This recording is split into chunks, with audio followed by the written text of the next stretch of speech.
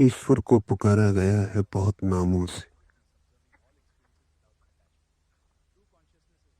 अनेक अनेक संबंध मनुष्य ने ईश्वर के साथ स्थापित किए।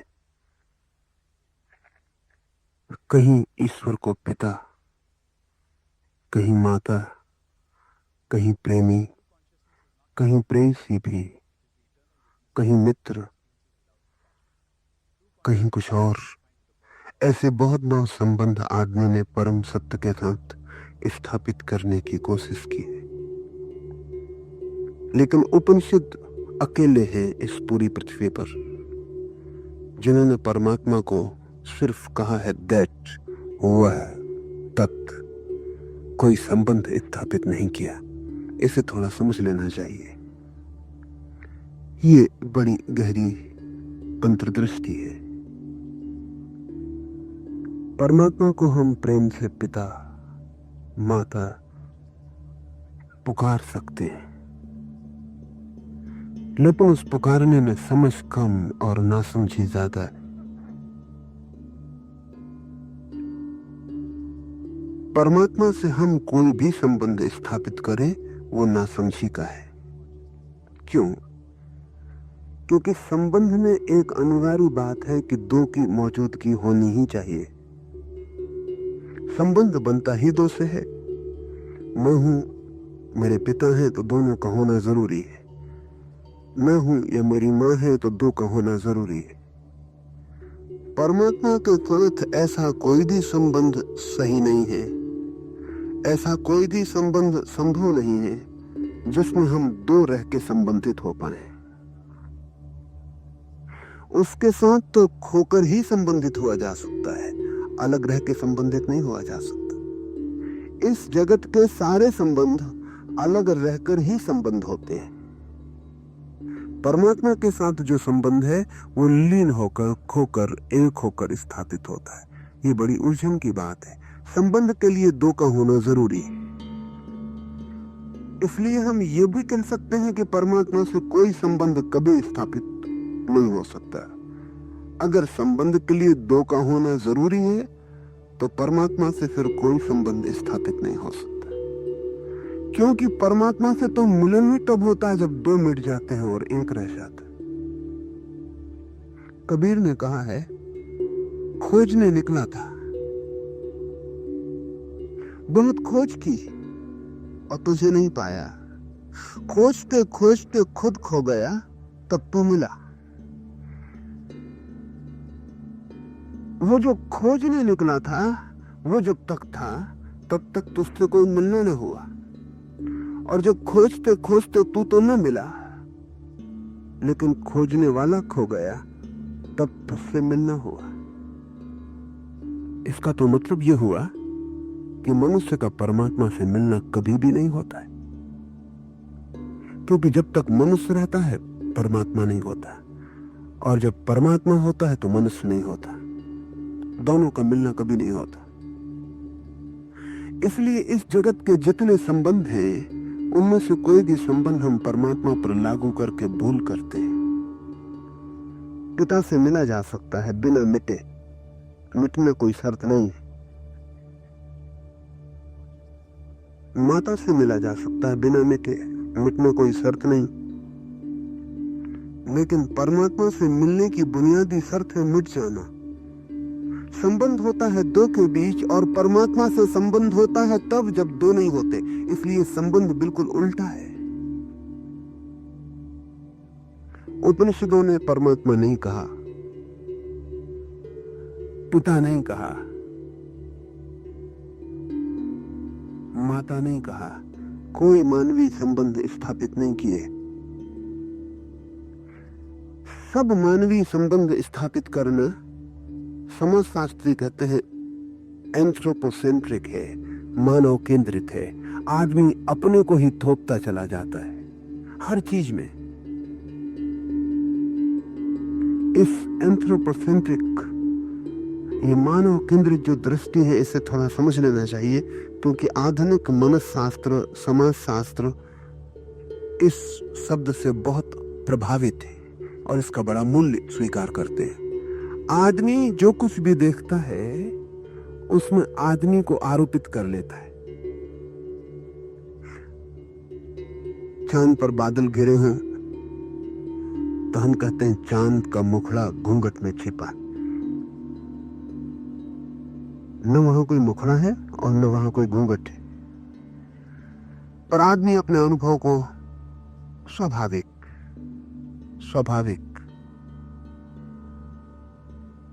स्वभावता अपने अनुभव को आरोपित कर लेता है। हर चीज को, चंद्रमा पर ग्रहण लगा हो तो हम कहते हैं राहु केतु ने ग्रस लिया।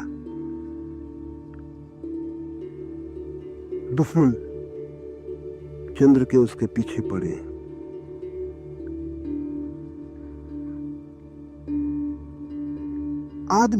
आदमी की ही भाषा में सोच सकता है,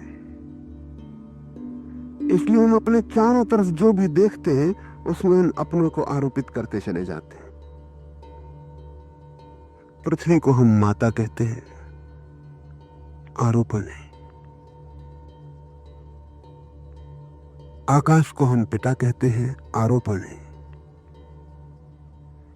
और हम खोजने जाएंगे तो आदमी ने जो जो संबंध निर्धारित किए हैं अपने जगत से, उन सब में अपने ही संबंधों को स्थापित कर दिया है।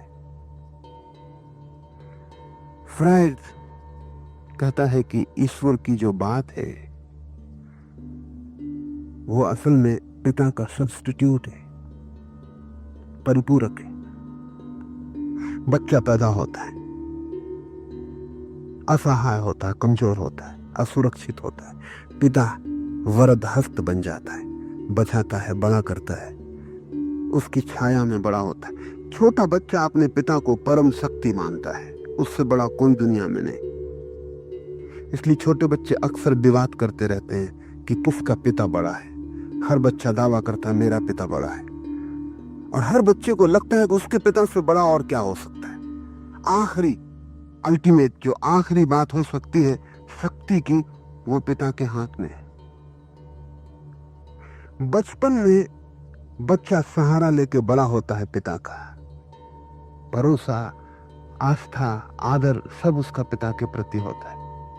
अगर पिता उसका हाथ पकड़ के आग में भी चला जाए तो वो मजे से हंसता हुआ चला जाएगा, क्योंकि जहां पिता जा रहा है वहां जाने में कोई अड़चन नहीं है। अभी न कोई संदेह जगा है, न अभी कोई अनास्था पैदा हुई है। अभी पिता परम श्रद्धा का पात्र है, लेकिन जैसे जैसे बच्चा बड़ा होगा ये श्रद्धा टूटने लगेगी, पिता की कमजोरियां दिखाई पड़नी शुरू हो जाएंगी। सबसे पहली कमजोरी क्यों दिखाई पड़ेगी कि जैसे बच्चा थोड़ा बड़ा होगा और समझेगा तो पाएगा कि 100 में 90 मौके पर माता ज्यादा ताकतवर है, पिता कमजोर है। 100 में 90, 99 मौके पर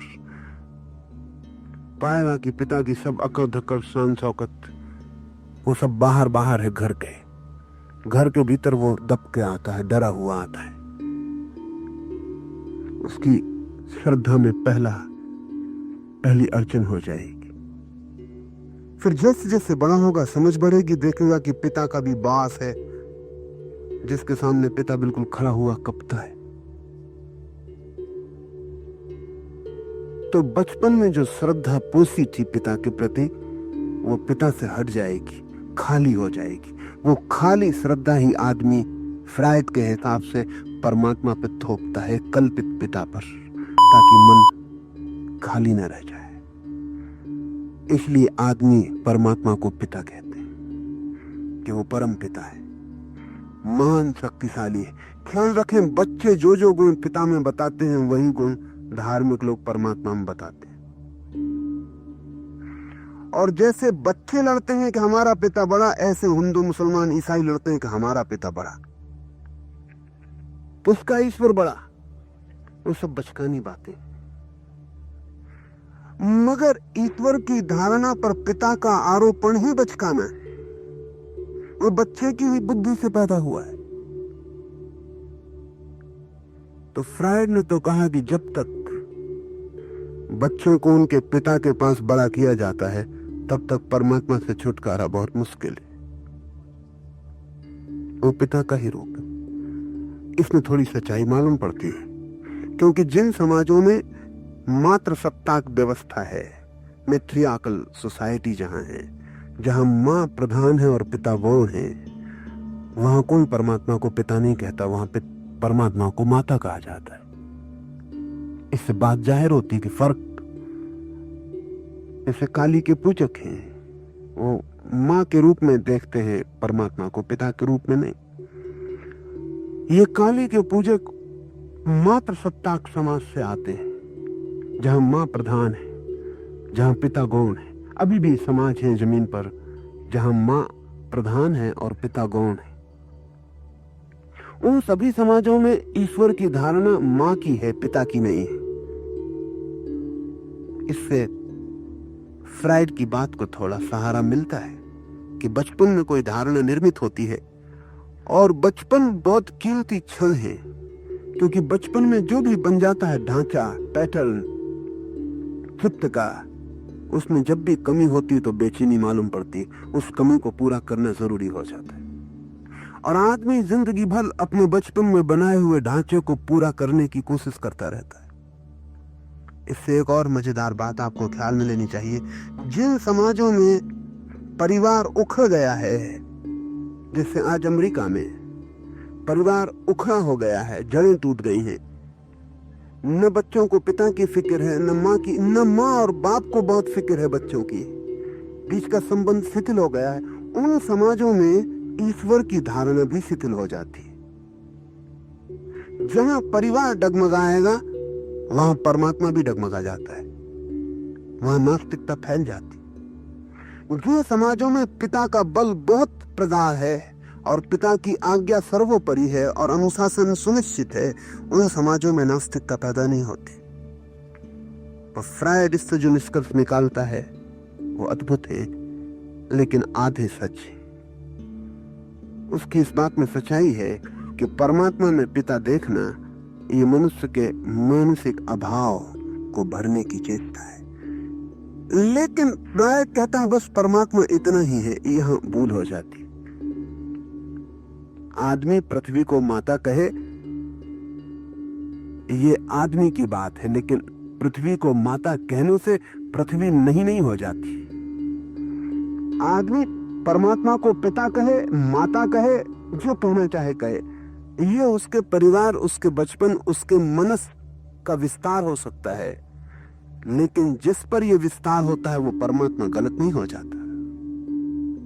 उसको हम क्या नाम देते हैं वो हम पे निर्भर है, लेकिन उसका होना हम पर निर्भर नहीं है।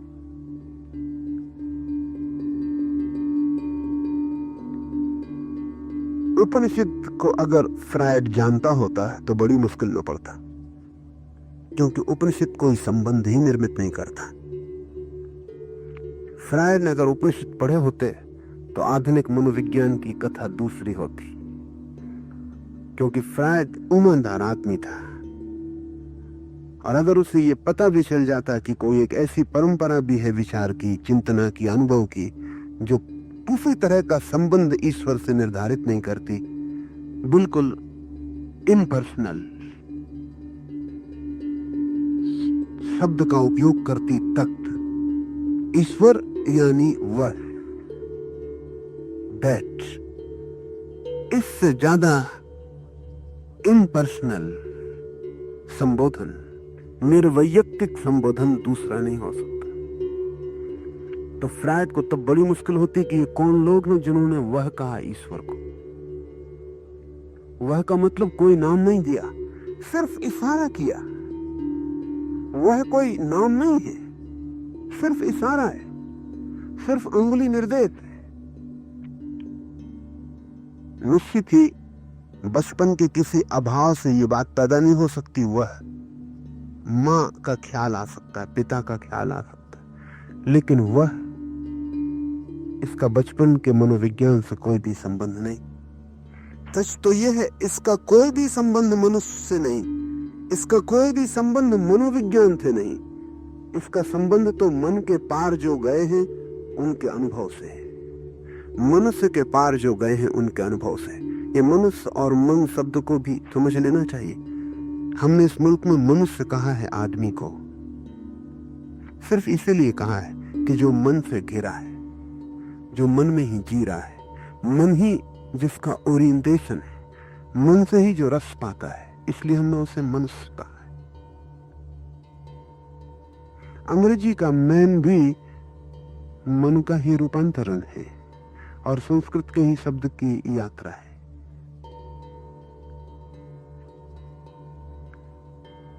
मन ही मनुष्य है।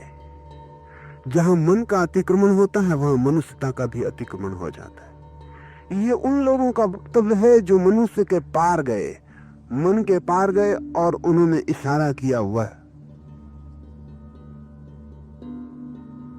पर इसमें कई बातें सोच लेने जैसी हैं। पिता की पूजा हो सकती है, वही की पूजा कैसे करिएगा? पिता का मंदिर बन सकता है, मां का मंदिर हो सकता है, वह का मंदिर कैसे बनेगा? या बना सकते, वह इसका कैसे मंदिर बने? पुरुष, स्त्री, माता, पिता, इनकी मूर्तियां बन सकती हैं, वह की क्या मूर्ति बनाइएगा? उपनिषद से बड़े मूर्ति भंजक शास्त्र दूसरे नहीं। हालांकि एक शब्द नहीं कहा है उन्होंने कि मूर्ति की पूजा मत करना। ये भी थोड़ा समझ लेने जैसा है। मुसलमान मूर्ति को तोड़ने में लगे रहे हैं सिर्फ इसीलिए कि मोहम्मद ने कहा उसकी कोई मूर्ति नहीं हो सकती। मोहम्मद की वाणी ठीक उपनिषद की बात है, उसकी कोई मूर्ति नहीं हो सकती। लेकिन जिसकी मूर्ति बन नहीं सकती उसकी मूर्ति तोड़ी जा सकती है, ये मुसलमान मानते हैं। जिसकी बनी नहीं सकती उसकी तोड़ी क्या खाक जा सकती? तो एक तरह के पागल बनाने में लगे हैं, दूसरे तरह के पागल मिटाने में लगे हैं। ये बड़े मजे की बात है कि मूर्ति भंजक भी मूर्ति पूजक ही होता है। वो जो मूर्ति को तोड़ने जाता है वो भी मूर्ति को मानता तो है ही, कम से कम तोड़ने योग्य मेहनत तो उठाते हैं। इतने तो भरोसा उसका भी है। फर्क क्या है? एक पूजा के फूल रखने जाता है, एक जाके हथौड़े से सिर तोड़ाता है। छेनियों और हथौड़ों से ये मूर्तियां बनती हैं और छेनी हथौड़ों से ही तोड़ी जाती हैं। दोनों की आस्था में बहुत फर्क नहीं है। दोनों मानते हैं कि मूर्ति में कोई महत्व है। पूजा करने वाला मानता है कि महत्व है, तोड़ने वाला भी मानता है कि महत्व है। कभी कभी तो तोड़ने वाला ज्यादा महत्व मानता है, क्योंकि पूजा करने वाला जीवन को संकट में नहीं डालता मूर्ति के लिए, तोड़ने वाला जीवन को संकट में डालता है, जान लगा देता है अपनी। उसको तोड़ने में कुरान कहती है कि जिसकी कोई मूर्ति ही नहीं हो सकती, तो किसकी मूर्ति तोड़ते हो? उपनिषद न तो मूर्ति पूजक है और न मूर्ति भंजक। उपनिषद की दृष्टि रूप आकार मूर्ति के बिल्कुल पार चली गई। कहा वह दैट तख्त, इसकी क्या मूर्ति बन सकती है? इसकी कोई मूर्ति नहीं बन सकती। वह रूप नहीं है, वह का कोई रूप है, आकार है। वह कोई रूप नहीं है, वह निराकार है। शब्द भी निराकार है। वह उसका अगर बनाना भी चाहे कोई रूप तो बनेगा नहीं। है क्या ये वह तत्व? इशारा है जिससे किसी ने उंगली की और कहा दैट वह। विटगेनस्टाइन एक बहुत अद्भुत आधुनिक चिंतक हुआ। इस सदी में जो बड़े से बड़े तर्क के जन्मदाता हुए उनमें विटगेनस्टाइन है। विटगेनस्टाइन ने अपनी बहुमूल्य, इस सदी में लिखी गई 2, 4, 5 किताबों में एक मूल्यवान किताब ट्रैक्टेटस लॉजिकस में लिखा है कि कुछ बातें ऐसी हैं जो कही नहीं जा सकती, सिर्फ उनकी तरफ इशारा किया जा सकता है। There are things which cannot be said, but still they can be sought. कहा तो नहीं जा सकता उनके बाबत कुछ, लेकिन इशारा किया जा सकता है। उपनिषद इशारा करते हैं परमात्मा की तरफ, कहते कुछ भी नहीं, सिर्फ इशारा है वह। इस इशारे में कई बातें निहित हैं, वो ख्याल में ले ले। एक तो ये बात निहित है कि उससे कोई संबंध नहीं जोड़ा जा सकता है, इसलिए उपनिषद नहीं कहते तू। उपनिषद नहीं कहते तू से संबंध बन जाता है मैं का। जहां तू है वहां मैं भी होगा। तू बिना मैं के नहीं हो सकता। जब भी मैं किसी से कहता हूं तुम, तू, तब मैं आ गया, तब मैं मौजूद हो गया। मेरे ही संबंध में कोई तू होता है और किसी तू के संबंध में मैं होता हूं। मैं और तू गठ जोड़ा है, दोनों का एक साथ होते हैं। वह अकेला है, उसके साथ किसी दूसरे के होने की कोई भी जरूरत नहीं। वह से कोई ध्वनि नहीं निकलती कि कोई और भी है। जब भी हम कहते हैं तू, तो जिससे भी हम कहते हैं वह हमारे ही तन पर आ जाता है। हम और वो साथ साथ खड़े हो जाते हैं। जब हम कहते हैं वह, तो हमारे तल से उसका कोई भी संबंध नहीं जुड़ता। वो कहां है, नीचे है, ऊपर है, साथ है, कुछ पता नहीं चलता। उपनिषदों ने बहुत सोचकर तत्व कहा है ब्रह्म को। इस सूत्र को हम समझे। माया रूप उपाधि वाला, जगत का उत्पत्ति स्थान, सर्वज्ञता आदि लक्षणों से युक्त, परोक्षपन से मिश्र, सत्य आदि स्वरूप वाला जो परमात्मा है, वही तत्व शब्द से प्रसिद्ध है। और जो मैं ऐसे अनुभव तथा शब्द का आश्रय जान पड़ता है, जिसका ज्ञान अंतःकरण से मिथ्या है, वह जीव त्वम शब्द से पुकारा जाता है। त्वम, दाव, तू। जब भी हम किसी को कहते हैं तू, त्वम, दाव, वैसे ही हमने स्वीकार कर लिया सीमा को। दूसरा हमें पूरा पूरा दिखाई पड़ रहा है, उसका आकार है, शरीर है। आप किसी अशरीरी अस्तित्व को तू नहीं कह सकते। आकाश की तरफ आंख उठा के तू कहिए तो पता चलेगा, कोई अर्थ नहीं होता। आकाश से कैसे तू कहिएगा, कोई संबंध नहीं जुड़ता। इतना विस्तार है, कोई सीमा नहीं दिखाई पड़ती, तू का संबंध नहीं जुड़ता। तू का संबंध वहीं जुड़ता है जहां आकार हो। परमात्मा तो आकाश से भी विस्तीर्ण है। आकाश भी जहां एक घटना है। इस परमात्मा के साथ त्वम का कोई संबंध नहीं जुड़ता है, तू का कोई संबंध नहीं जुड़ता है। इसलिए भी नहीं जुड़ता है कि परमात्मा के सामने खड़े होकर मैं की कोई याद नहीं बच सकती है कि मैं हूं। जिसे अभी भी ख्याल है कि मैं हूं, वो परमात्मा को देख ही नहीं पाएगा। मैं ही तो पर्दा है, मैं ही तो बाधा है। जब तक मैं है, तब तक मैं तू को ही देखूंगा सब जगह। तब तक निराकार से मेरा संबंध नहीं होगा, आकार से ही मेरा संबंध होगा। ध्यान रहे, इसे एक सूत्र, गहरा सूत्र समझ लें कि जो मैं हूं, जैसा मैं हूं, जहां मैं हूं, उसी तरह के संबंध मेरे निर्मित हो सकते हैं।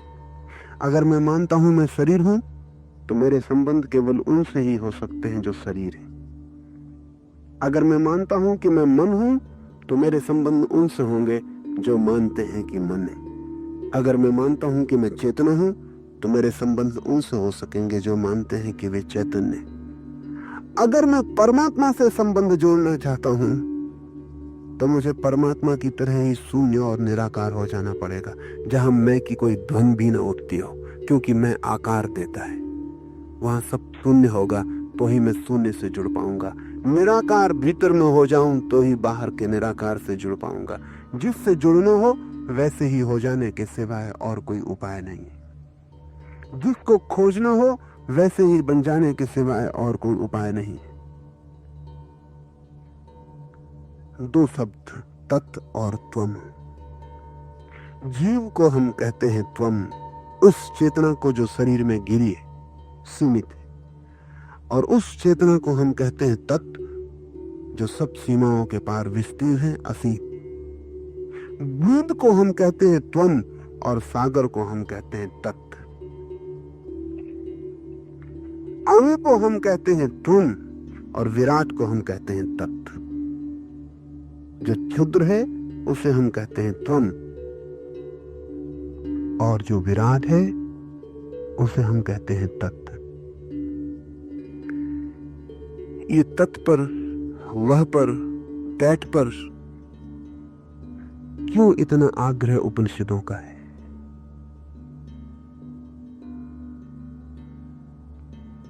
आपसे कोई अपेक्षा उपनिषद की नहीं है कि आप परमात्मा की पूजा में, प्रार्थना में लग जाएं।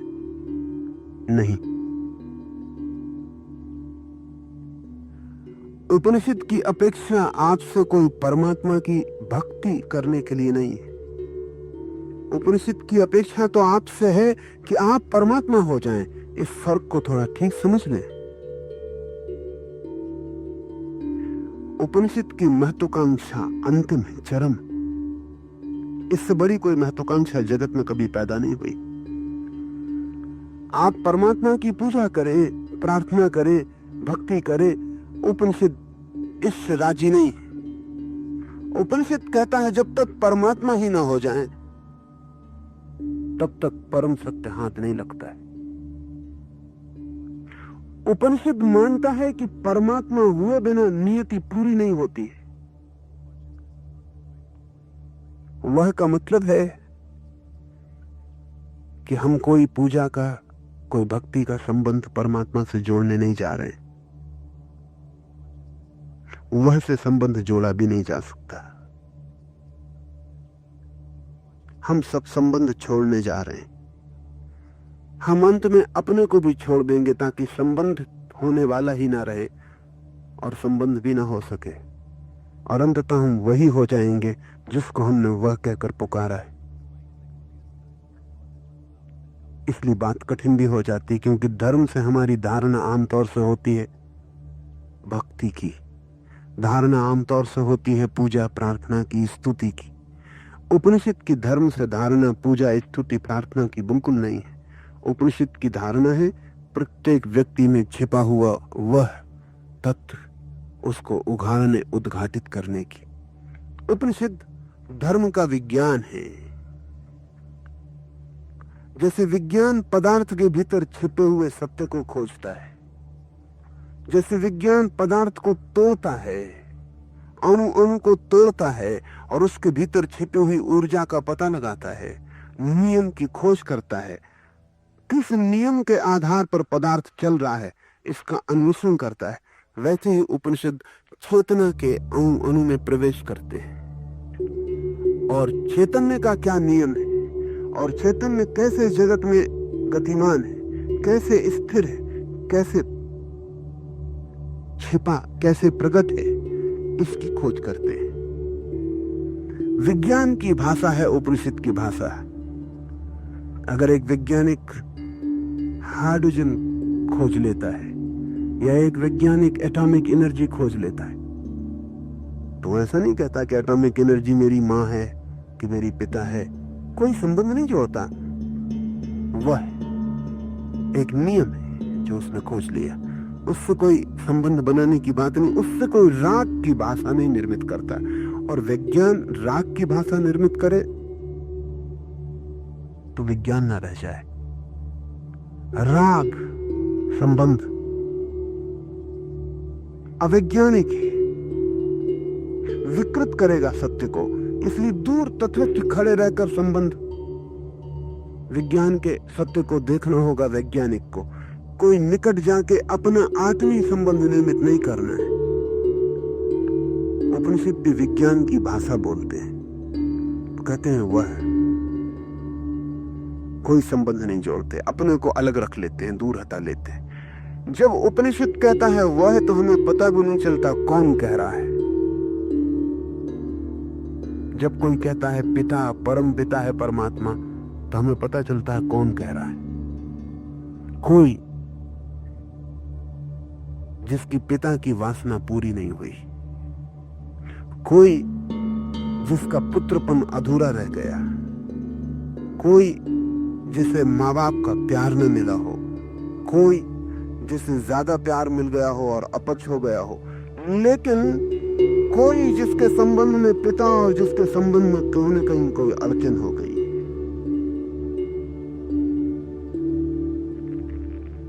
वही पुकार रहा है। लेकिन जब कोई कहता है वह, तो बोलने वाले का कोई पता नहीं चलता कौन पुकार रहा है, उसके बाबत कोई खबर नहीं मिलती। इशारा बड़ा निर्वैयक्तिक है और इसलिए बहुमूल्य है। और जैसे ही हम कहते हैं वह, झगड़ा समाप्त हो जाता है। ये बड़े मजे की बात है। अगर ईश्वर को हम तत्व कहें तो हिंदू मुसलमान लड़े कैसे? ईसाई के तत्व में और हिंदू के तत्व में क्या फर्क होगा? ईसाई कहे परमात्मा को वह, हिंदू कहे परमात्मा को वह, मुसलमान कहे परमात्मा को वह, तो तीनों में कोई भी झगड़ा नहीं हो सकता। चाहे वह के लिए कोई भी शब्द उपयोग किया जाए, तो हम तत् कहे कोई, दैट कहे तो भी कोई फर्क नहीं पड़ता, झगड़ा नहीं हो सकता। लेकिन जब मुसलमान कहता है उसे कुछ, हिंदू कहता है कुछ, ईसाई कहता है कुछ, जब पिता कहते हैं वो, तो पिता के साथ ही उन सब की धारणाएं बदल जाती। ये बहुत सोचने जैसी बात है। फ्रायड ने कहा है कि जब भी कोई परमात्मा को पिता कहता है तो थोड़ा विचार करे भीतर, वो अपने परमात्मा की धारणा में अपने पिता की तस्वीर को पाएगा ही। जब आप कहेंगे माँ, तो आपकी माँ उपस्थित हो जाएगी। आपकी माँ की धारणा क्या है? तो थोड़ा बहुत परिष्कार करके, शुद्ध करके, साफ सुथरा करके, रंग रोगन करके अपनी ही माँ की धारणा को आप परमात्मा बना लेंगे। बुद्रों ने, एक फ्रेंच विचारक ने बहुत गहरी मजाक की है। उसने कहा है कि अगर घोड़े अपना परमात्मा बनाए तो उनकी शक्ल घोड़ों की ही होगी, परमात्मा की शक्ल। कोई घोड़ा आदमी की शक्ल का परमात्मा नहीं बना सकता, ये पक्का है। हम जानते हैं ईगो परमात्मा को बनाता है तो उसके बाल घुंघराले होने वाले, उसके ओठ निगों के ओठ होंगे, उसकी शक्ल काली शक्ल होगी, निद्रों की शक्ल होगी।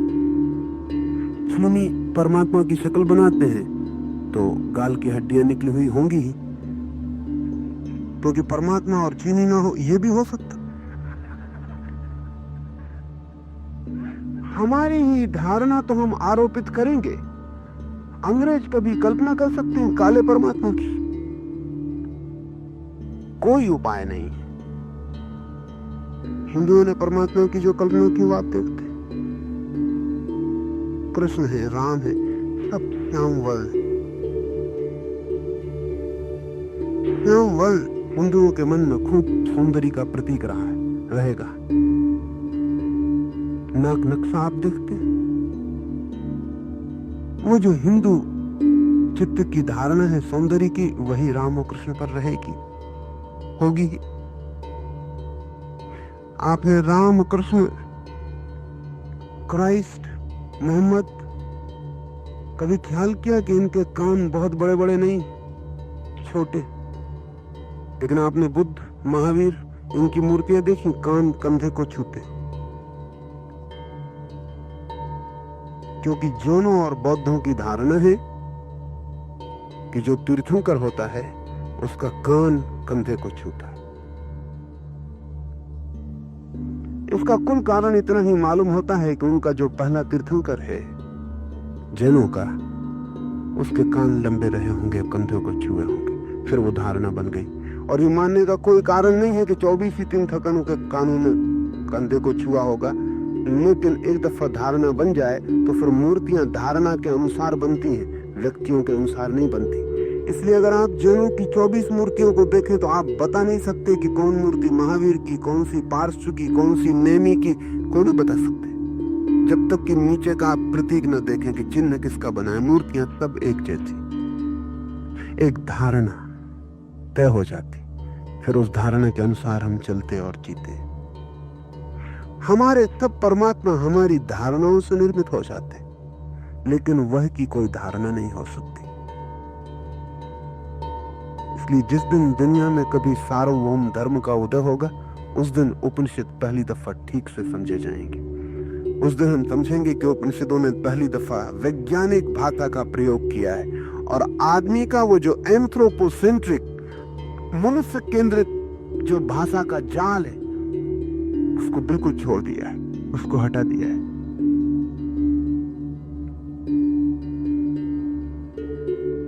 इस परमात्मा को माया और जीव को अविद्या, ऐसी दो उपाधि हैं।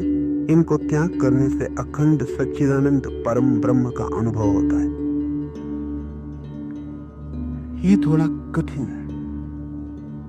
सूत्र है। परमात्मा को माया की उपाधि और जीव को अविद्या की उपाधि कहे, बीमारी कहे। परमात्मा को माया की उपाधि है। ये इस प्रत्यय में प्रवेश करना पड़ेगा, थोड़ा जटिल है और सूक्ष्म है। और मनुष्य के मन में अनेक अनेक ऊहापोह हुए हैं। थोड़ा ऊहापोह समझ ले, फिर इसमें उतर जाएं। एक कठिनाई सदा से रही है चिंतनशील आदमी के सामने कि अगर हम परमात्मा को माने तो जगत को मानना बहुत मुश्किल हो जाता है, और अगर हम परमात्मा को माने तो जगत की व्याख्या कठिन हो जाती है। अब जैसे अगर परमात्मा ने जगत बनाया तो इतनी बीमारी, इतना दुख, इतनी पीड़ा, इतना पाप। अगर परमात्मा ने भी जगत बनाया तो आदमी को ऐसे अज्ञान में डालने की जरूरत क्या है? जिम्मेवार आदमी नहीं रह जाता, जिम्मेवार परमात्मा हो जाता। अभी एक ईसाई पादरी मुझे मिलने आए थे। मैंने उनसे पूछा कि किस काम में लगे? वो बोले कि हम पाप से लड़ने में लगे। इनका पाप, ये पाप आया कहां से? वहां का इस शैतान ने पैदा किया। अभी तक वो बिल्कुल आश्वस्त थे। आमतौर से कोई ज्यादा इन बातों में पूछताछ नहीं करता, क्योंकि ज्यादा पूछना करने में अड़चन आती है। मैंने उनसे पूछा, और शैतान को किसने बनाया? तब वो जरा झिझके, क्योंकि अब कठिन बात आ गई। वो डरे भी कि अगर कहीं की ईश्वर ने बनाया तो मामला बड़ा खराब हो जाता है, क्योंकि ईश्वर शैतान को बनाता है, शैतान पाप को बनाता है। ये पूरा गोरख धंधा क्या है? और ईश्वर को इतनी भी बुद्धि नहीं है कि शैतान को न बनाए। और जब ईश्वर तक चूक गया शैतान को बनाने में, तो हम और आप चूक जाएं पाप करने में, तो इसमें अड़चन क्या है? और फिर पाप शैतान बनाता है और शैतान को ईश्वर बनाता है, और हम पाप करते, तो जिम्मेवार कौन? हम तो विक्टिम हैं, हम तो शिकार हो गए मुफ्त। हमारा इसमें कोई संबंध ही नहीं। परमात्मा हमको बनाता, परमात्मा शैतान को बनाता, शैतान पाप को बनाता, हम पाप करते। इस पूरे वर्तुल में हमारी जिम्मेवारी कहां? न हम परमात्मा को बनाते, न हम शैतान को बनाते, न हम पाप को बनाते। हम इन तीनों के नाहक उपद्रव को झेल रहे हैं। वो थोड़े बेचैन हो गए। कोई उत्तर नहीं है ईसाइयत के पास। किसी के पास उत्तर खोजना मुश्किल है, क्योंकि ये बड़ी अड़चन की बात है। या कुछ लोगों ने, जैसे कि पारसी मानते हैं, ज़रथुस्त्र की मान्यता है कि दो तत्व हैं, परमात्मा और शैतान ये दो तत्व हैं, किसी न किसी को बनाया नहीं, दोनों शाश्वत हैं। तब और खतरा खड़ा हो जाता है, क्योंकि अगर दोनों शाश्वत हैं तो कोई भी कभी जीत नहीं सकता और कोई कभी हार नहीं सकता। शैतान और परमात्मा लड़ते रहेंगे। आप कौन है? आप क्षेत्र हैं जहां वो लड़ रहे हैं, कुरुक्षेत्र। और कोई जीत नहीं सकता, कोई हार नहीं सकता, क्योंकि दोनों शाश्वत है। उनकी भी कठिनाई है कि अगर शाश्वत न माने और ये कहें कि शैतान हार सकता है, तो सवाल उठता है कि अभी तक हारा क्यों नहीं? इतना जमाना हो गया, अभी तक हारा नहीं, आगे क्या पक्का भरोसा है? हालत तो उल्टी दिखती है कि शैतान रोज जीत रहा है। हारना तो बहुत दूर है, हालत ये दिखती है कि शैतान रोज जीत रहा है। आप जान के हैरान होंगे कि अमेरिका में अभी 1970 में एक चर्च रजिस्टर करवाया गया। कैलिफोर्निया में एक नया चर्च रजिस्टर करवाया गया, the first church of devil, शैतान का पहला मंदिर। और उनके अनुयायी हैं, उनका आर्च प्रीस्ट है, और उन्होंने अपनी बाइबल छापी है, और उन्होंने कहा है कि अब हम ये घोषणा कर देते हैं कि पर्याप्त है अब समय अनुभव करने के लिए कि परमात्मा हार रहा है और शैतान जीत रहा है। बात तो ठीक कहते हैं, अगर दुनिया को देखें तो उनकी बात एकदम गलती नहीं मालूम पड़ती। दुनिया को अगर देखें तो शैतान का अनुयायी जीत जाता है, ईश्वर का अनुयायी मात खा जाता है। शैतान के अनुयायी पदों पर प्रतिष्ठित हो जाते हैं, ईश्वर का अनुयायी इधर उधर भटकता रहता है। कोशिश करके देखें, इसलिए ईश्वर के अनुयायी भी ट्रिक समझ गए। नाम ईश्वर का लेते हैं, काम शैतान से करवाते हैं। वो समझ गए कि जीतता कौन है, आखिरी हिसाब में शैतान जीतता है। लेकिन मन में डर भी बना रहता है कि कहीं भूल चूक कभी परमात्मा जीत जाए तो राम राम भी जपते रहो। दोनों नाव पर सवार रहते हैं सभी समझदार लोग।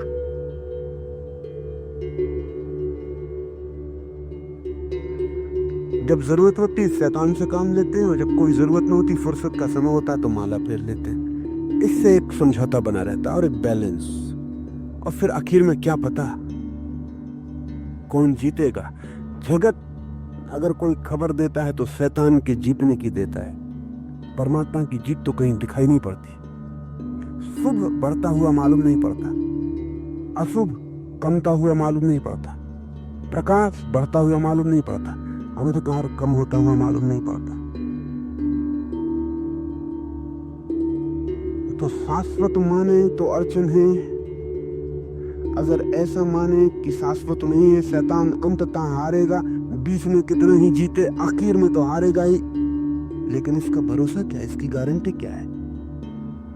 और जो बीच में जीतता है वो आखिर में क्यों हारेगा? जो सदा जीतता है वो आखिर में अचानक हार जाएगा? इसमें कोई तुक और संगति नहीं मालूम पड़ती। ये प्रश्न सारी मनुष्य जाति के साथ है। अलग अलग धर्मों ने अलग अलग उपाय किए हैं इस द्वंद्व को सुलझाने के, लेकिन कोई सुलझाव होता नहीं। इस सब में उपनिषद की धारणा कम से कम गलत मालूम पड़ती है, कम से कम गलत, एकदम सही नहीं। लेकिन और सब धारणाओं के बीच उधर तोला जाए तो उपनिषद की बात सबसे ज्यादा ठीक मालूम पड़ती। बिल्कुल ठीक नहीं, सबसे ज्यादा तौल में, रिलेटिव, सापेक्ष। उपनिषद कहते हैं कि संसार और परमात्मा में विरोध नहीं, कोई शैतान नहीं, और परमात्मा के विपरीत कोई शक्ति नहीं। फिर ये संसार कैसे? तो उपनिषद कहते हैं कि परमात्मा अपने किसी विरोधी को पैदा करके संसार पैदा नहीं कर रहा है। परमात्मा के होने में ही, परमात्मा की आभा में ही, जिसको वो माया कहते हैं, परमात्मा की छाया में ही, जिसको वो माया कहते हैं, संसार है। जैसे कोई आदमी खड़ा हो और उसकी छाया बने। छाया का कोई अस्तित्व तो नहीं होता। तलवार से काटें तो कट नहीं सकती, आग से जलाएं तो जल नहीं सकती, पानी में डुबाना चाहे डूब नहीं सकती, फिर भी छाया होती है। अस्तित्व नहीं होता, फिर भी छाया तो होती, आपको पीछे चलती है। वो दौड़े तो आपके पीछे दौड़ती है, रुके तो रुक जाती। उपनिषद कहते हैं जब भी कोई चीज अस्तित्ववान होती है तो उसकी छाया भी होती है, शैडो। ये जरा समझ लें। और इस पर विज्ञान और मनोविज्ञान की आधुनिक खोजों भी इसका साथ देती हैं कि इस बात में सच्चाई है। कोई भी चीज बिना छाया के नहीं होती, जो भी चीज होती है उसकी छाया होती है। अगर ब्रह्म है तो उसकी छाया होगी, और उस छाया को वो कहते हैं माया। ब्रह्म की छाया संसार है। जुंग ने, एक बड़े मनोवैज्ञानिक ने, इस सत्य पर किसी दूसरे आयाम से काफी खोज की और उसने पाया कि हर आदमी का एक छाया अस्तित्व भी है, शैडो पर्सनैलिटी। आपको भी थोड़ा समझ लेना चाहिए, आपके पास भी छाया अस्तित्व है। आप भले आदमी हैं, क्रोध नहीं करते, शांत हैं, धैर्यवान हैं, लेकिन अचानक एक दिन कोई छोटी सी बात भी इतनी बड़ी नहीं है कि क्रोध किया जाए। और आप आदमी ऐसे नहीं है कि क्रोध करते हो, वो बड़ी बातों पर क्रोध नहीं करते हो। किस दिन एक छोटी सी बात पर ऐसा क्रोध उबल आता है कि आपको भी समझ के बाहर हो जाता है कि क्या हो रहा, कौन कर रहा है। इसलिए लोग कहते हैं बाद में कि मेरे बावजूद हो गया, इन स्पाइट ऑफ मी। मैं कोई करना नहीं चाहता था, हो गया। क्यों, कैसे हो गया? आप नहीं करना चाहते थे, फिर कैसे हो गया? कई बार आप कोई बात नहीं कहना चाहते और मुंह से निकल जाती है। आप कहना ही नहीं चाहते थे और मुंह से निकल गई। आप पीछे पछताते हैं कि मैंने सोचे नहीं था कि कहूंगा, तय कर लिया था कि नहीं कहने का है, फिर निकल गई। जुंग कहता है कि आपका एक छाया व्यक्तित्व है, जिसमें जो जो आप इंकार कर देते हैं अपने भीतर, वो इकट्ठा होता जाता। कभी कभी मौका पाके, कोई कमजोर क्षण पाके, कोई संधि पाके छाया व्यक्तित्व अपने को प्रकट कर देता। इस छाया व्यक्तित्व के कारण एक बड़ी बीमारी तक मनोविज्ञान में अध्ययन की जाती है। बड़ी बीमारी सारी दुनिया में फैली हुई है, उसे स्प्लिट पर्सनैलिटी। आदमी दो टुकड़ों में टूट जाता है। कभी कभी ऐसा हो जाता है कि आदमी में दो व्यक्तित्व हो जाते हैं। ऐसा मालूम पड़ता है कि एक आदमी के भीतर दो आदमी, कहता कुछ है, करता कुछ है, कोई तालमेल नहीं दिखाई पड़ता। सुबह कुछ है, सांझ कुछ है, कोई पक्का भरोसे नहीं किया जा सकता उसकी बात का, उसके होने का। वो खुद भी डरता है कि मैं क्या कर रहा हूं, क्या कह रहा हूं। तालमेल नहीं बैठता। जैसे भीतर दो आदमी, कभी बड़ा शांत, कभी बड़ा अशांत, कभी मौन, कभी बड़ा मुखर, दो हिस्से हो गए। ऐसा भी हो जाता है, हजारों पागल खानों में हजारों पागल खाने बंद हैं, पागल बंद हैं। उनकी बीमारी ये है कि उनका एक व्यक्तित्व अचानक खो गया और वो दूसरे व्यक्ति हो गए। कल तक वो राम थे और अचानक कोई घटना घटी, एक्सीडेंट हो गया, कार से गिर पड़े, सिर में चोट आ गई और रहीम हो गए।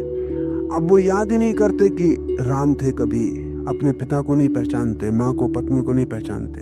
अब वो अपने को रहीम बताते हैं और वो सारा हिसाब ही दूसरा बताते हैं कि उनका कोई संबंध ही इस घर से नहीं, पहचान भी नहीं। क्या हो गया? इस एक्सीडेंट में उनका जो प्रमुख व्यक्तित्व था वो आघात खा गया और उनका जो छाया व्यक्तित्व था वो सक्रिय हो गया। इसलिए वो दूसरा नाम और सब उन्होंने बदल लिया।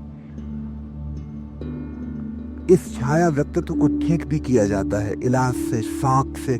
कभी कभी वो ठीक हो जाता तो वो फिर राम हो गए, फिर वो दूसरे आदमी हो गए। उनका सब व्यवहार बदल जाता है।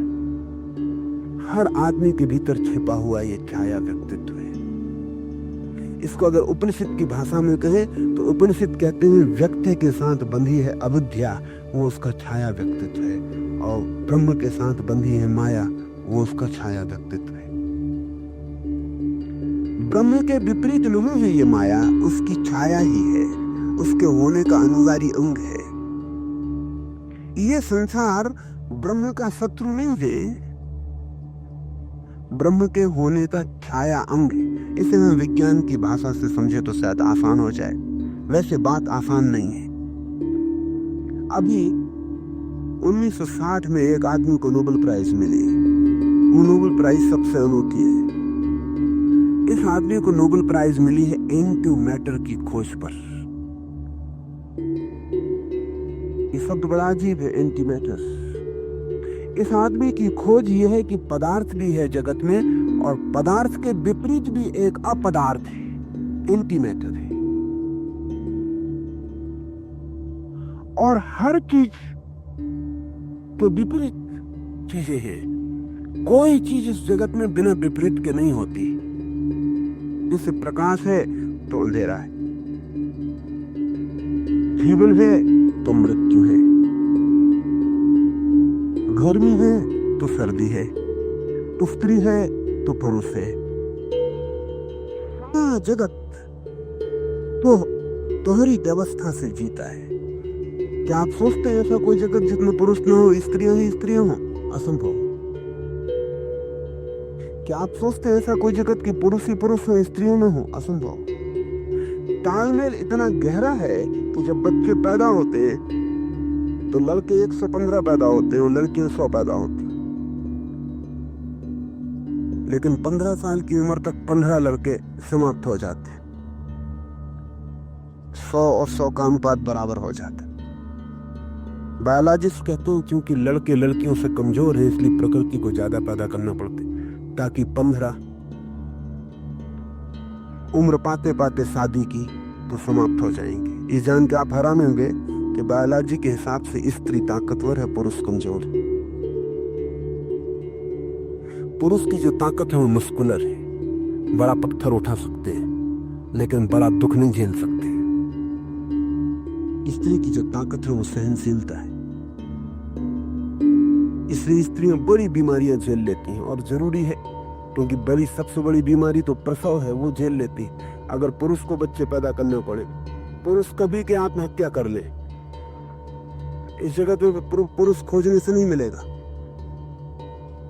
9 बच्चे एक बच्चे को ढूंढना, 9 दिन तो कंधे पे लेके देखें, 9 घंटे सही, मिनट सही,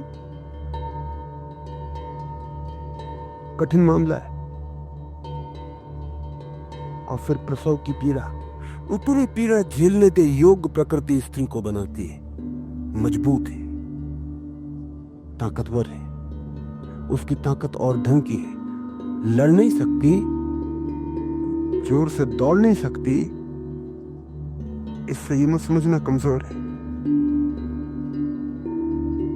उसका आयाम अलग है शक्ति का, क्षमता उसकी ज्यादा है, तो 15 वर्ष की उम्र पर बराबर हो जाते। सारी दुनिया में यह अनुपात बराबर बना रहता है।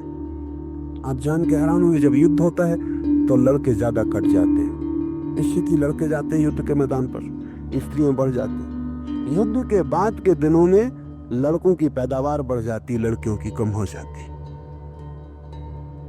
कौन करता होगा ये आयोजन और ये कैसे होता होगा? युद्ध हो गया, दूसरा महायुद्ध हुआ, पहला महायुद्ध हुआ, तो बड़ी कठिनाई हुई कि पहले महायुद्ध में जो लाखों लोग मर गए पुरुष, युद्ध के बाद के 2-3 साल में लड़कों का अनुपात पैदावार का बढ़ गया और लड़कियों का एकदम कम हो गया और अनुपात फिर स्थिर हो गया। तब चिंतन शुरू हुआ, दूसरे महायुद्ध में फिर वही हुआ। तब ऐसा लगा कि प्रकृति भीतर से विपरीत में संतुलन करती रहती है। आप ऐसा मत सोचें कि जमीन पर कभी प्रकाश ही प्रकाश रह जाएगा, अंधेरा नहीं होगा। ये नहीं हो सकता। अंधेरा और प्रकाश संतुलित होंगे। ये एंटी मैटर की खोज इसी आधार पर है कि जगत विरोध का संतुलन है, तो पदार्थ है तो पदार्थ के विपरीत क्या है वो दिखाई नहीं पड़ता हमें। और फिजिसिस्ट की जो धारणा है वो बड़ी जटिल है। जैसे एक पत्थर रखा हुआ है, इस टेबल पे एक पत्थर रखा हुआ है तो पत्थर दिखाई पड़ता है, हम पत्थर उठा लें तो फिर तो कुछ दिखाई नहीं पड़ता। आप ऐसा कल्पना करें कि पत्थर रखा हुआ है यहाँ और यहाँ एक छेद रखा हुआ है, छेद किया हुआ नहीं, पत्थर की जैसी खाली जगह, पत्थर को हम हटा लें और उतना अगर जगह खाली रह जाए जहां पत्थर रखा था, वो खाली जगह रखी हुई है पास में, उसका नाम एंटी मैटर है। अभी तक उसको किसी ने देखा नहीं, नोबेल प्राइज मिल गई है। और मिलने का कारण यह है कि उस आदमी को गलत सिद्ध नहीं किया जा सकता, क्योंकि जगत में जब सभी चीजें विपरीत से भरी है तो पदार्थ के होने के लिए भी उसका विपरीत होना जरूरी है, जो उसके पास ही कहीं छिपाओ, वो दिखे न दिखे, लेकिन सैद्धांतिक रूप से उसको स्वीकार करने के सिवाय कोई उपाय नहीं। माया, हम कहें कि ब्रह्म की छाया है, ब्रह्म भी नहीं हो सकता बिना माया के, माया भी नहीं हो सकती बिना ब्रह्म के। और बड़े विराट पैमाने पर माया है छाया ब्रह्म की, कहें एंटी ब्रह्म तो भी चलेगा। वैसे ही व्यक्ति के छोटे से तल पर अविद्या है, अविद्या व्यक्ति के पैमाने पर माया है, आपके आसपास अविद्या भी है। अब क्या किया जा सकता है? अविद्या है व्यक्ति के पास, अविद्या को कैसे छोड़े? और अगर ये नीति है, अगर ये विश्व की व्यवस्था है कि विपरीत होगा ही, और अगर ब्रह्म भी अब तक माया को नहीं छोड़ पाया है, अगर परम अस्तित्व भी माया से घिरा है, तो हम छोटे छोटे क्षुद्रजन, छोटे छोटे व्यक्ति, हम कैसे अविद्या को छोड़ पाएंगे? ब्रह्म नहीं छोड़ पाया माया को, हम अविद्या को कैसे छोड़ पाएंगे? और अगर नहीं छोड़ पा सकते तो सारी धर्म की चेष्टा व्यर्थ हो जाती। नहीं छोड़ सकते हैं, लेकिन प्रक्रिया समझ लें। हम अविद्या को तभी छोड़ सकते हैं जब हम मिटने को राजी हो जाएं। अगर हम मिटने को राजी नहीं है तो अविद्या नहीं मिट सकती, द्वंद्व जारी रहेगा। या तो दोनों रहेंगे या दोनों मिट जाएंगे। अगर मैं कहूं कि मैं तो बचना चाहता हूं और अविद्या को मिटाना चाहता हूं, तो फिर अविद्या कभी नहीं मिटेगी, वो आपकी छाया है। इसे ऐसा समझें कि मैं कहूं कि मैं तो रहना चाहता हूं, मेरी छाया मिटाना चाहता हूं, वो कभी नहीं मिटेगी। एक ही रास्ता है कि मैं मिट जाऊं तो मेरी छाया मिट जाए। इसलिए अहंकार को मिटाने पर इतना जोर है। मैं मिट जाऊं तो मेरी छाया मिट जाए, और जब मैं मिट जाता हूं, मेरी छाया मिट जाती है, तो मैं ब्रह्म से लीन होकर एक हो जाता हूं। मैं की तरह नहीं, शून्य की तरह ब्रह्म में लीन हो जाता हूं। मेरी अविद्या का क्या होता होगा?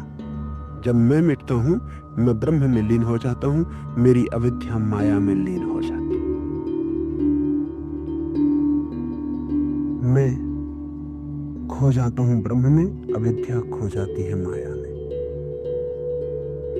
जब भी मैं निर्मित होता हूं, मैं निकलता हूं ब्रह्म से, अविद्या निकलती है माया से। अविद्या हम सबको माया का मिला हुआ भाग, छोटा छोटा जमीन माया की हमको मिली हुई।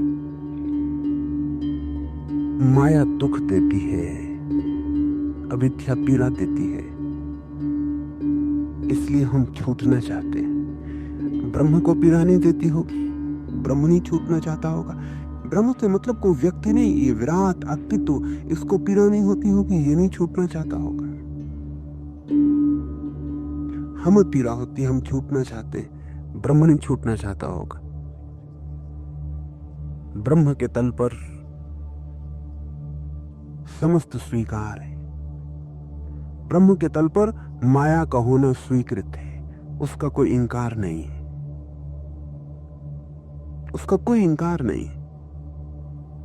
इसलिए कोई पीड़ा नहीं है। हमारे तल पर पीड़ा है, अगर हम भी स्वीकार कर लें तो वहां भी कोई पीड़ा नहीं।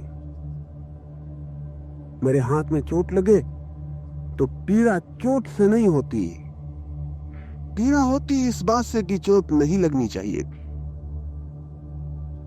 अगर मैं स्वीकार कर लूं कि चोट लगनी ही चाहिए थी, चोट होनी ही चाहिए थी, चोट होती ही, चोट होना नियति है, फिर कोई पीड़ा नहीं। पीड़ा है विरोध में, पीड़ा है अस्वीकार में, तो हम स्वीकार नहीं कर पाते हैं, इसलिए पीड़ा है। कोई हमें स्वीकार कर लेता, उसे कोई जनक, कोई कृष्ण उसे स्वीकार कर लेता है, तो यदि बिना कुछ किए अविद्या माया बन जाती है, कृष्ण ब्रह्म हो जाते हैं। कृष्ण स्वीकार कर लेते हैं उसे। कृष्ण और बुद्ध, कृष्ण और महावीर के रास्ते में ये फर्क है। महावीर अपने को मिटाते हैं ताकि अविद्या मिट जाए। कृष्ण न अपने को मिटाते हैं न अविद्या को स्वीकार कर लेते हैं। महावीर अपने को मिटा के अविद्या मिटाते हैं, कृष्ण स्वीकार करके ब्रह्मरूप हो जाते हैं, तत्स्वरूप।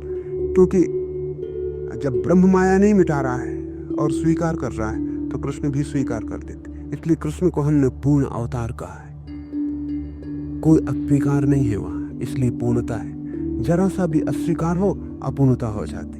इसलिए हमने राम को कभी पूर्ण अवतार नहीं कहा, कह नहीं सकते, क्योंकि राम के मन में बहुत अस्वीकार है, बड़ी मर्यादाएं, सीमाओं की धारणा। एक धोबी कह देता है कि सीता पे संदेह है, तो राम ये भी नहीं सह पाते। एक धोबी, अब कोई ना समझो कि कोई कमी हो दुनिया में, कोई भी कुछ कह दे। और कोई राम के वक्त के धोबी बहुत समझदार होते होंगे, ऐसा तो है नहीं कुछ। पर एक धोबी भी ये कह दे कि सीता पे संदेह, और अपनी स्त्री से कह दे कि एक रात घर के बाहर रही, भीतर न घुसने दूंगा। मैं कोई राम नहीं हूं, क्या समझा तूने? कि इतने दिन रावण के घर सीता रह गई और वो सज्जन लेके वापस लौट आए। मैं कोई राम नहीं हूं, ये बात पीला कर गई। राम के मन में कांटा चुभ गया। राम के मन में पूरी स्वीकृति नहीं है। वो यूं न देख पाए, यूं न सुन पाए कि मेरी नीति पर, मेरे चरित्र पर लांछन हो जाए। सीता को फेंक सके, हटा सके, लांछन को स्वीकार न कर सके। इसलिए हिंदू मन ने कभी राम को पूर्ण अवतार नहीं कहा मर्यादा पुरुषोत्तम। मनुष्यों ने इससे बड़ी मर्यादा का आदमी नहीं हुआ। लेकिन ध्यान रहे, मनुष्यों ने मर्यादा पुरुषोत्तम, लेकिन बस एक सीमा है। शुद्ध है बहुत, और शुद्ध का इतना आग्रह है कि अशुद्धि का डर है। लेकिन कृष्ण और तरह के आदमी है, बदनामी का कोई डर ही नहीं। जैसे बदनामी को निमंत्रण है, जैसे कितने बदनाम हो सके इसकी पूरी चेष्टा है। क्यों मामला होगा, कोई अस्वीकृति नहीं है, वो भी है ठीक है। इसलिए गजब की घटना घटी कृष्ण के जीवन में। ठीक वैसी घटना घटी जैसा ब्रह्म और माया की विराट में घट रही है। एक छोटी भूमि पर जैसे विराट छोटा होकर उतर आया और आसपास माया की छोटी घटना घटी। पूरी स्वीकृति है। जहां अविद्या स्वीकृत है वहां नष्ट करने की कोई जरूरत नहीं है। जहां स्वीकृत नहीं है वहां अविद्या नष्ट करनी पड़ेगी। लेकिन नष्ट करने का एक ही उपाय है, खुद को नष्ट करना, तो नष्ट हो पाएगी। इसलिए महावीर और बुद्ध का रास्ता कठिन है, काटने वाला है, अहंकार को तोड़ने वाला है, मिटाने वाला है। एक एक जड़ से तोड़ेंगे, मिटाएंगे, तब छाया मिटेगी, छुटकारा होगा। कृष्ण का स्वीकार का है, कहीं कोई तोड़ना नहीं है। लेकिन आसान वो भी नहीं है। लगता है आसान, शायद गहरे खोजे तो और भी ज्यादा कठिन भी हो सकता है, क्योंकि मन स्वीकार करने को राजी नहीं होता। मन कहता है ये हो ये ना हो, ऐसा हो ऐसा ना हो। मन कहता ही चला जाता है क्या ना हो क्या हो, मन बांटता ही चला जाता है। तो दो ही मार्ग हैं जगत में। एक मार्ग है दोनों को मिटा दो, और एक मार्ग है दोनों से राजी हो जाओ।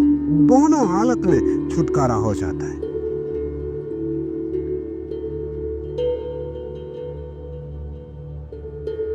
इस परमात्मा को माया और जीव को अविद्या, ऐसी दो उपाधि हैं। इनके त्याग करने से अखंड सच्चिदानंद परम ब्रह्म ही जान पड़ता है। इनके त्याग करने से, त्याग के दो मार्ग मैंने आपको कहे।